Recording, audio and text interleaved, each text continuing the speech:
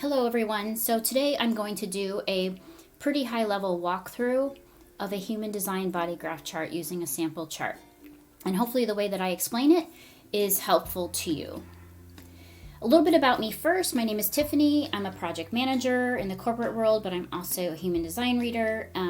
I love to do cosplay, and so I have in the past dressed up as Daenerys Targaryen from Game of Thrones. I also really love to watch 90 Day Fiancé. It's my guilty pleasure. So if anybody loves that show, let me know. And if you hate it, let me know that too. That's fine.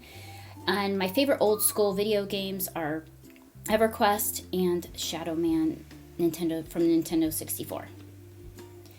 Okay, so today I'm going to walk through a sample chart of one of my EverQuest characters. You're going to think this is a little crazy, but back in 2004 when I created this character, they give them a birth date and a birth time, and I'm like, this is perfect. And so Zahada here I'm going to walk through her chart. But first, let me just mention that I got this chart from myhumandesign.com. It's Jenna Zoe's website. Jenna Zoe is a human design expert, and she's actually somebody who trained me. And so what's cool about her body graph charts is that she gives you information for free that other charts don't give you, and that is specifically your digestion, your strongest sense, and your environment. I do want to call out that these areas here are very sensitive to birth time, so if you are not sure about your birth time and you're just guessing, kind of take it with a grain of salt. But if you're very sure about your birth time, these aspects might be right on the money. The other thing I wanted to mention is that in this video I am going to cover personality and design side of their chart. So here, these two columns. I'm also going to do a high-level walkthrough of the gates and the planets. I'm not getting into the details, just kind of like explaining what all this what all these symbols mean. I'm also going to talk a little bit about definition and circuitry, because that's kind of what makes us an energy type. And then also I'm going to talk about the 4 transformations at a very high level. Here are these arrows here. Again, these are super sensitive to birth time. So this is not an in-depth chart read. It's more like if you would watch this video, continue to watch this video, if you have your chart in front of you and you kind of want to understand a little bit more what's going on. Why is something red? Why is it colored in? Like those sorts of things. Okay, so let's talk about design versus personality. So in human design, you have the personality side of your chart. You have these gates that have been activated, and we consider these to be conscious. The energies here, or gifts or talents or drives, are things that you probably are a little more aware of. And then on the design side, they consider these things to be a bit more unconscious, and things that you may or may not be as aware of, these energies in your chart. So looking at Zahada's chart, so you'll notice that on the personality side, she has all of these gate activated, right, like we all do. And what I want to call your attention to first is that gates that are activated on the personality side show up in the body graph chart as black lines. Okay, so gate 64 is black here, 63 is black here. Gates activations that are showing up on your design side tend to show up as red in most charts, or as tan or orange in your body graph chart. So here you notice 35 is a tan or orange color here. Same with gate 5, which is here.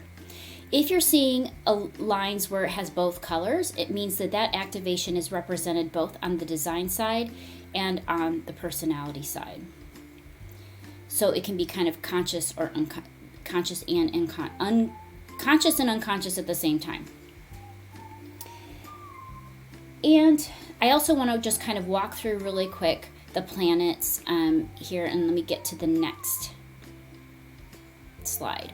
So all of these symbols here represent planets and or astrological things, such as the North Node.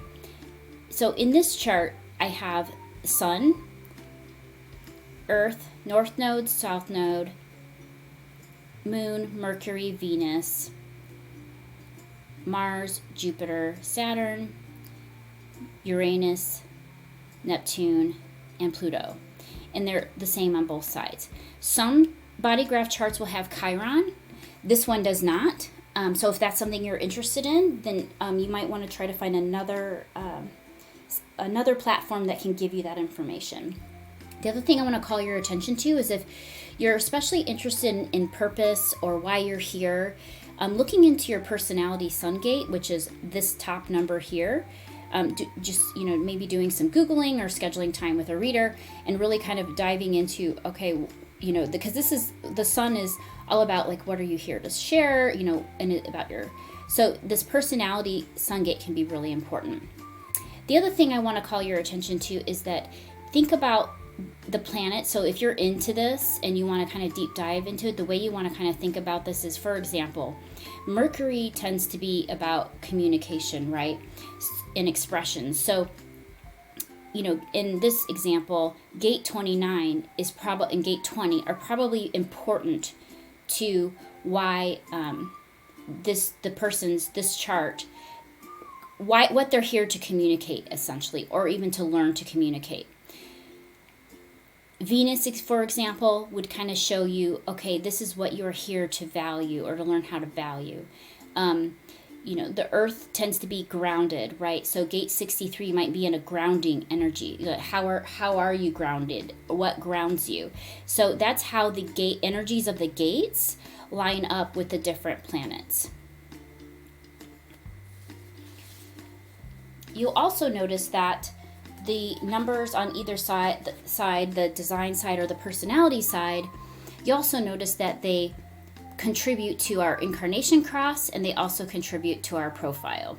So the profile number comes from personality side, the point, whatever numbers here. So for Zahada, it's 3, and then you have 5. So she is a 3-5, the Great Life Experimenter. And then the incarnation cross, and I think there's like over 190 different incarnation crosses, but that number comes from the top 2 on both sides. So 64, 63, 64, 63, 35, 5. So that's where these numbers come into play. All right, so let's talk about the 9 energy centers. And I'm not going to deep dive into each one, but what I am going to say is this. Anywhere where you have color in your chart means that you have a buffer to the outside world on some level, not perfectly, but on some level, because it means you kind of have your own stuff going on. And what do I mean by that? You have these energies that you can rely on, that where each energy center. And so in that sense that you're not picking up as much from the environment when it comes to where these energy centers where you have color. Wherever you're open or white is where you are taking in wisdom from the outside world. This is where you're a bit more sensitive to the auras of other people and picking up what might be going on with them. And so anywhere where we see color, these are energies we can rely on, right? Now, I want to also say that everything in our chart, so energy centers open or white or closed or colored in, or gates, whether they're colored, whatever the color is, everything in our chart, no matter what color or not color it is, has a high expression associated with it. And sometimes we're living in the high expression of those energies, and it also might have a low expression or a challenge associated with it. So everything in our chart, whether it has color or no color, can present a challenge for us. Sometimes we're living in the low expression of that energy in our life at different times, and sometimes we're living in the high expression of that energy. So walking through these really quick, the root center is a pressure center. It's about the pressure to start things, to start new projects. Think about like the gas pedal on the car. The solar plexus center here is the emotional center. This is where emotions live, and think emotions from happy to sad. Don't think fears or anxieties, because those live over here in the spleen center. We have the sacral center here, which is creativity, desire, fertility, sexuality center. We have the splenic center, which is the survival center. So this is where intuition lives. And so in human design, I kind of want to make this call out really quick. Gut responses live here. Intuition, instinct lives here in the spleen. So gut response is, what excites you for the most part, and then intuition is more of that survival instinct, that voice that speaks in the now. We also have an ego or heart center. This is the motivation center. It's a willpower center. So it's where when maybe it's that ability to continue doing things because you want something, right? And ego in human design is not a bad guy. It's more about who am I and where do I end and you begin sort of thing. The G center is an identity center. It's also about self-love. And this center is a really cool and complex center. Definitely recommend talking to or doing some research on this center, depending how it shows up for you. It's definitely an awareness center as well. And then the throat center is it's basically, are you here to speak your truth? And if you are here to speak your truth, how are you speaking your truth? So depending on whether this is colored or opened, how you express yourself and how you speak your truth might look different based on what is this throat center connected to. Is it not connected to anything? That sort of thing. It's about the voice. The ajna or mind center is basically how you process information.